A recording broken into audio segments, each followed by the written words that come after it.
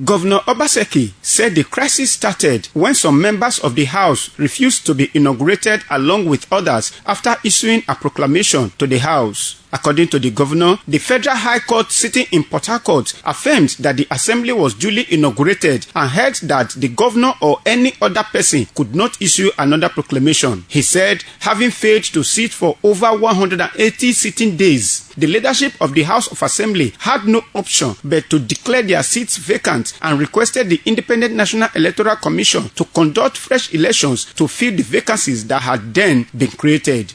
The Federal High Court, sitting in Port Harcourt, Rivers State, in a judgment delivered on 12th of September 2019, decided that my proclamation of the House of Assembly was lawful and that the National Assembly could not take over the functions of the Edo State House of Assembly as the conditions for doing so did not exist. Failed to sit for over 180 sitting days, the leadership of the House of Assembly had no option but to declare their seats vacant and requested the Independent National Electoral Commission, INEC, to conduct fresh elections to fill the vacancies that had been created.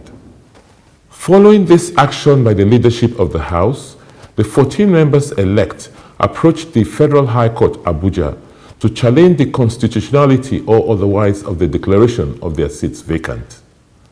This suit is still pending in the court. Governor Obaseki said the court judgment has not been vacated and wondered why some members-elect of the House are trying to forcefully take over proceedings at the Assembly. Governor Obaseki noted that the situation has festered because a former governor of the state is bent on throwing the state into crisis ahead of the forthcoming governorship elections. I want to salute the resolve of all well-meaning Edo people in standing up to thwart the plans of these undemocratic elements who are bent on perpetrating an assault on our democracy by the purported inauguration in a private residence.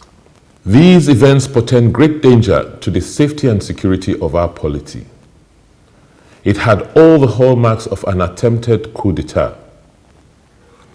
The people of Edo State rose as one to prevent the desecration of our democracy.